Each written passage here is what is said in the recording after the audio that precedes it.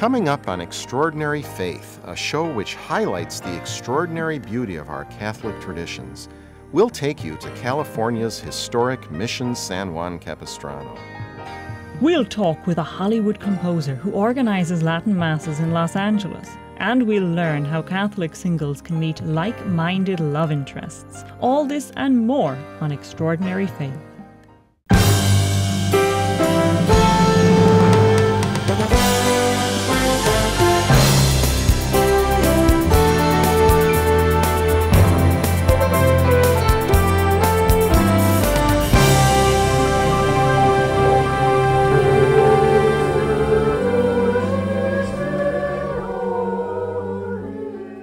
Hello, I'm Alex Began. And I'm Mary O'Regan, and we'd like to welcome you to Extraordinary Faith, a totally new television show that invites you to experience the renaissance of the classic Latin Mass.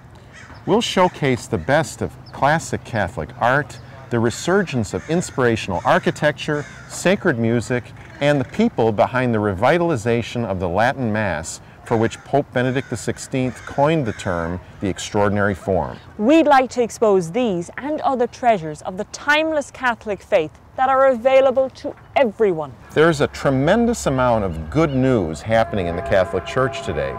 Some of it perhaps happening under the radar, maybe in your own area. It's not that these men and women want to be old-fashioned 1950s Catholics, but as they tell us, they have fallen in love with the historic Latin Mass and want to make it part of the current and future culture of the Church. We'll introduce you to a whole new generation of architects and artisans who are lending their talents to a revival of classic church architecture, where the historic, inspiring buildings of yesterday are being built today to serve the Latin Masses of tomorrow. What's more, we'll tune you into the practice of Gregorian chant and classic choral music, and we'll introduce you to young composers who are writing sacred music today that will be performed for centuries to come. The Latin Mass offers a rich heritage, both tried and tested. In the words of Pope Benedict XVI, whose embrace brought it to the forefront again, what was sacred for prior generations remains sacred and great for us. What is it about the Tridentine Mass that appeals to you? I like being able to come here with my husband and his family and to be able one day to start a family and raise them here, and the traditional aspect of it, and that it's a Mass that's been going on for centuries and centuries. And so do you think that you'll go to the Tridentine Mass for the rest of your lives? Oh yes. Oh yes. My heart is captured. This is my love. I have no doubt in the validity and that our Lord is truly present in the Novus Ordo. This is my love. So I could not go anywhere else.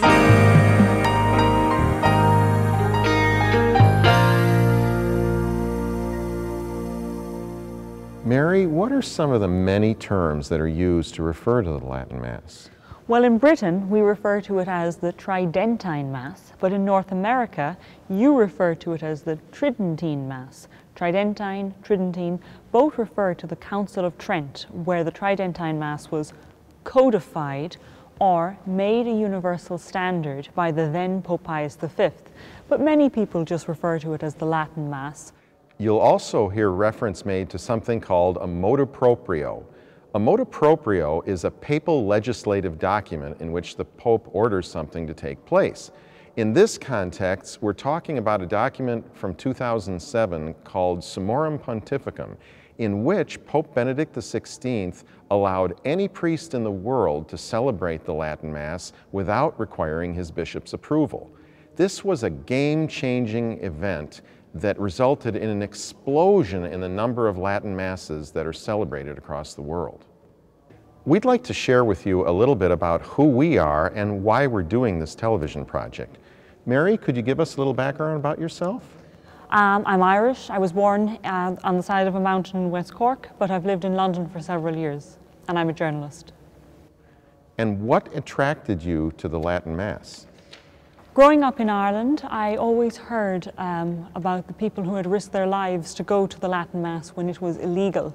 Henry VIII made Catholicism an illegal criminal faith, and people would go to secret masses in rural, isolated parts of the Irish countryside. If the people at the mass got word that the soldiers were about to descend upon them, one of the lay people would trade clothes with the priest and wear his vestments so that they would be murdered in his place. And growing up, I learned the history, and I decided I wanted to find out why people had sacrificed so much, so long, for a mass, a liturgy in Latin. And for the first time in my life, I realized that the mass had been worth the sacrifice that many generations of Irish people had made to make sure it continued in their country. So Alex, time to turn the tables on you. Tell us a bit about yourself. Well, I'm a lifelong Detroiter. I went away to Boston for college at Harvard University, but I returned to Detroit, where I now am a co-owner of some apartments and commercial properties. And for many, many years, I was also the owner of 2 computer software companies. Tell us about your devotion to the Latin Mass. Well, my devotion to the Latin Mass started at Harvard. I had ceased the practice of my faith when my father died at the age of 10, and all during those intervening teenage years, I thought there was something there that I didn't understand. My dad was not a stupid man, so he must have understood something I did not. Well, little did I know that I was walking into a very unique church at Harvard, one where there was a boys' choir, a men's choir, 2 pipe organs, and absolutely spectacular acoustics, and a music program that I could never have imagined before. It involved Latin, Gregorian chant, and beautiful sacred music that was absolutely transfixing to me. Going to those masses made me want to learn more about sacred music and more about the Latin Mass. Did that change things for you? When I got back to Detroit, I tried to seek out a similar liturgical experience. I went from church to church trying to find something like what I had in Boston, and I did find something similar at a downtown Detroit church that offered the ordinary form of the Mass, the newer post-Vatican II shorter form of the Mass, celebrated in Latin with a very good music program. And from that point forward, I decided to dedicate my life to exposing this beautiful Catholic liturgy to everyone else I could. And how are you doing that? Well, I started going to Mass in Windsor, Ontario, Canada, shortly after the Tridentine Mass was allowed over there. Windsor is a city right across the Detroit River from downtown Detroit, so it's really part of the area I live in. And shortly after I got there, quite by accident, the volunteers who ran that community moved out of town. The priest who celebrated the Mass was reassigned, and the altar servers all quit. So all of a sudden there was a leadership vacuum and nobody else wanted to take over. So I had to force myself to learn the Mass, to learn how to serve the Mass, to learn how to teach a priest how to celebrate the Mass, and to organize so many of the details that have to be done behind the scenes to make a Tridentine Mass go on. Now our little group that we've assembled runs over 13 sites of the Tridentine Mass in Metro Detroit and Windsor. It was because of Alex's work with the Latin Mass that he and I became colleagues and decided to produce a television series on the Latin Mass that would open up the treasures of the timeless Catholic faith for a wider audience.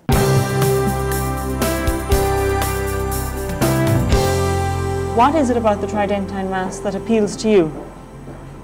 It's in Latin, so I really enjoy it a lot. And why do you like the Latin? Because it brings in a lot of history to me. I really like history, that's why. The Mass was originally in Latin, but it was changed to English because the majority of the people spoke English. It seems to focus, like I said, more on God and less on the congregation. We're coming to you today from the grounds of the historic Mission San Juan Capistrano, located about 60 miles south of Los Angeles, California. Behind us are the ruins of the Great Stone Church, which collapsed in an earthquake in 1806. Also on the grounds of this mission is the oldest Catholic church still functioning in the state of California, the historic Sarah Chapel, which opened in 1782. And this is the Mission Basilica, built in 1985 to replicate the architecture of the original Great Stone Church. Weddings and funerals in the extraordinary form can be held here upon request. Although the swallows of San Juan Capistrano don't return here in as large a population as the congregation does, their song and their nests are still in evidence here today. The founder of 9 of the 21 California missions, Father Junipero Serra, actually celebrated Mass here in this very chapel over 200 years ago. The Serra Chapel has played a significant role in the history of the contemporary Catholic Church in North America, for it was here in the mid-1980s that one of the very first Latin Masses in the extraordinary form instituted since Vatican II was held. The same form of the Mass that Father Serra celebrated here over 200 years ago is still being held here in this very chapel every Sunday. In fact, if you want to get a seat here on Sundays, you have to arrive over 30 minutes before Mass because it's standing room only.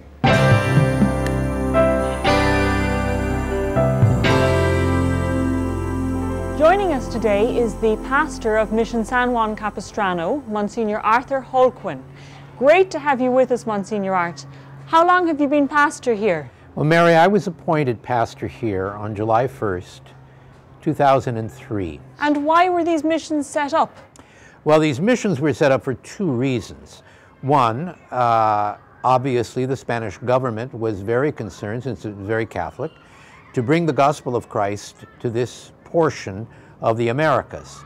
Secondly, Spain was very concerned that the English or the Russians coming down from the Alaska area would lay claim to this portion of North America. And so it was both proclamation of the gospel as well as to lay claim to this land. And why was this particular mission founded here? It is near water, near the ocean. We're only about 3 miles from the Pacific Ocean, as well as close to San Juan Creek. And it was established here because all you need to do is look around and realize how absolutely magnificent and beautiful this valley is. The statue of St. Peregrine is absolutely crowded with people. You can't get into him on a Sunday. He has so many followers. Why is it, do you think, that people pray to St. Peregrine? Because devotion to Peregrine, who is a patron saint of those who suffer with cancer, the need to reach out and open one's heart in complete submission to God's will through the intercession of a saint is a powerful draw. It is the Lord working through St. Peregrine that can indeed touch the hearts and minds, and if it be God's will, bring about physical healing. That's a very powerful thing, and that attracts. Has there been any miraculous healings, or has someone accredited the relief of pain to the intercession of St. Peregrine? Well, I must be very honest, we don't have any scientific documentation, but I can tell you that there have been a number of individuals that have come to me in the years that I have been here that have shared with me either spontaneous relief from symptoms or healings. And we just give God thanks for His powerful presence in people's lives through the intercession of St. Peregrine. There's very large numbers of people from the Philippines attending Mass here. Tell us a little bit about their presence here. The mission itself attracts so many of our Filipino brothers and sisters because there is a strong sense of pilgrimage in their culture. And secondly, because of the tradition of St. Peregrine. But then third, I would say that they too experience something wonderfully transcendent in a Mass that for many of them they remember from their childhood. I think it would be a mistake to think that they gather here purely for nostalgia, because they are very much engaged in this moment of prayer and praise. And that is really what attracts. The 2007 Motu Proprio, what difference has it made here in Mission San Juan Capistrano? I think since the governance of that particular Mass now falls to the rector or pastor rather than the bishop, we have seen an expansion of the use of all of the pre-Reformed rites, which now may be celebrated utilizing the pre-Reformed ritual. Thank you so much for being with us today, Monsignor Art, and for giving us so many fascinating insights into the life of the mission and in its greater role in the history of the worldwide church. Well, Mary, I'm delighted to be here with you, and I hope and pray that, that your audience has gained an insight into this beautiful portion of God's vineyard, this historic mission, and I'm delighted to extend an invitation to anyone to come and see and experience the beauty of this mission in person. Thank you. It's bring us closer together, going here and then praying together. It's really making us closer together as a family.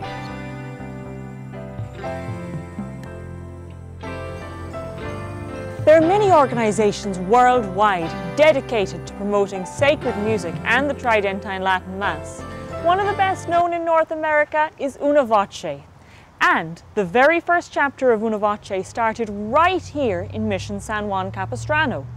Today, there are over 90 chapters of Una Voce in Canada and North America, with the Los Angeles chapter being one of the most entrepreneurial. Hello, we're in the Old Mission Garden with George Serra. Now, George, let's get this out of the way first. Any relation to Father Junipero Serra? He's my brother.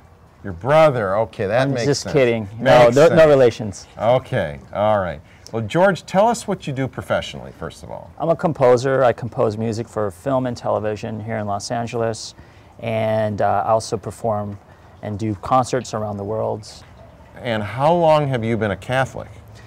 7 years. Even though I was in May of 2005, that's when I knew I was Catholic, and I enrolled in an RCA program, which stands for Rites of Christian Initiation for Adults.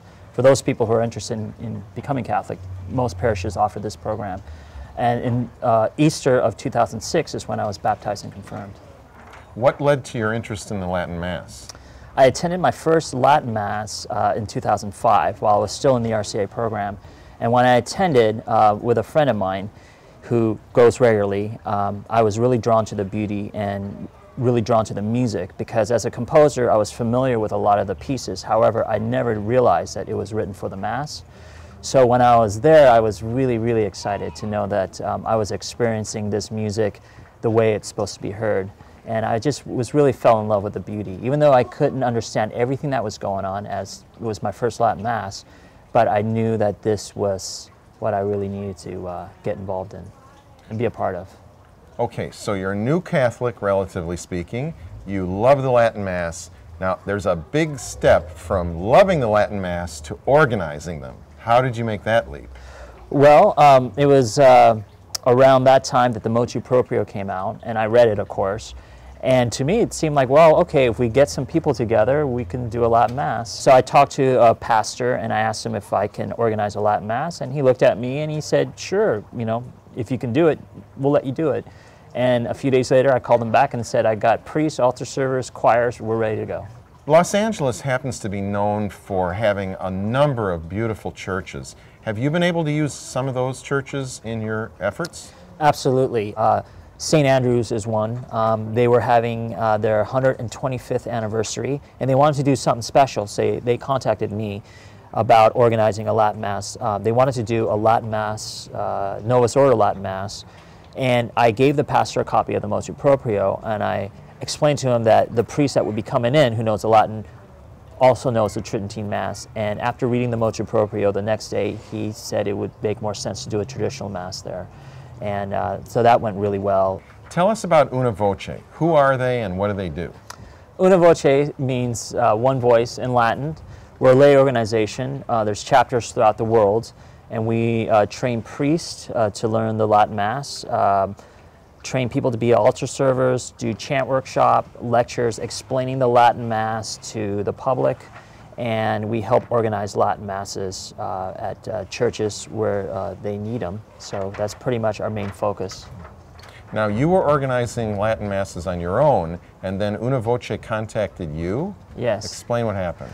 Well, I organized several Latin Masses on my own, and they're really well attended. And they contacted me and asked me, hey, you're doing something that we should be doing, and you're doing this on your own, so would you like to be president? And I, of course, said, absolutely, yes. All right, so somebody's visiting LA or somebody lives in LA and they want to learn more about the Latin Masses that are going on here, what should they do?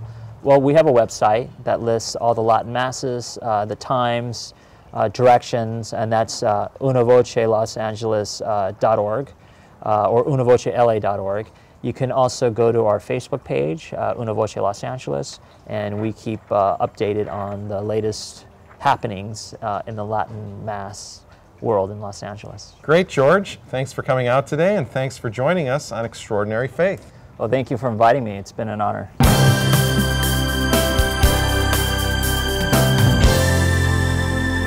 Father Serra has not been forgotten by modern Catholics. Every year there's a pilgrimage held in his honor. Pilgrims meet at the Norbertine Order's St. Michael's Abbey in Silverado, California, then walk 15 miles to Mission San Juan Capistrano, where they assist at a Tridentine Mass in the Serra Chapel. With us now is Joy Lanfranchi, an organizer of pilgrimages in Orange County. Hi, Joy. Hi, Mary. Tell us a bit about yourself. Well, I am first a wife and mother. My husband, David, is the president of Una Voce of Orange County. We have two beautiful children, Michael and Rachel, and we've been married for 25 years. Congratulations. And besides that, I'm a nurse. I work in the operating room at St. Jude Medical Center in Fullerton, California, and I've been there for 25 years. So, Joy, what brought you to the Tridentine Mass? Well, actually, it was my husband who brought me to the Tridentine Mass. We had been going to the Novus Ordo for many years, and we've gone ever since. What's your connection to the Serra Chapel? Una Voce of Orange County serves all the Latin Masses that are in Orange County. We provide missals and propers where they're needed, and if there's funerals or weddings or anything, we're there to support that with vestments or whatever is needed. Tell us a bit about the pilgrimage, the Lenten pilgrimage. Our annual Lenten pilgrimage. We've been doing it now for, I think this is our 13th year. Wow, 13th year. Great. It is 14 miles, and it begins at 9 in the morning at St. Michael's Abbey in Silverado. And we walk from there to San Juan Capistrano. We end up at Serra Chapel with a beautiful Mass, and it really is an extremely moving experience for people who do it. And may I ask, what is the reaction from passers-by as you're doing the pilgrimage, from just ordinary people on the street and people passing in their car? Well, it's a very visible pilgrimage. We've never had a negative encounter.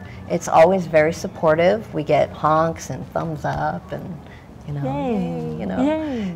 We've had people pull over, get out of their car and join us. We've had that happen. Wow, why? Yeah. Why? They just see it happening and it moves them. How many people on average take part in the pilgrimage? Usually about 100, maybe a few more than 100, but that's a pretty good size. We're hoping for more every year. Is it possible for a young single woman to meet her husband on a pilgrimage? Oh, certainly. You will meet many people, mostly of like mind. I don't think anybody's met their spouse on ours yet, but certainly Paris to Chartres, which ours is based on, there have been many marriages, happy ones, from that pilgrimage. So I think any pilgrimage that you go on to. May I ask, if you were talking to a young girl who's looking to meet someone to marry them, would you recommend a pilgrimage or online dating? Oh, certainly a pilgrimage. Why? Well, online dating, you can pretend to be anything you want, but it's pretty hard on a pilgrimage when you're in pain or tired or, not at your showy best, to be a very real person, and also, if they're doing a pilgrimage, that they're serious about it. Why do you think it's fitting that the pilgrimage is done in Father Serra's honor? He brought Catholicism to this area, and we're still working on bringing Catholicism to many, and the faith to many. Do you have any advice for viewers who are thinking of taking part in the Lenten pilgrimage? Well, it's pretty simple. You don't need to do a lot of exercise ahead of time, but just bring water, wear good, strong shoes, and get ready for a good time and some good penance. Joy, thank you so much for being with us today. We'll have lots more information about the Lenten pilgrimage and Una Voce on our website, extraordinaryfaith.tv.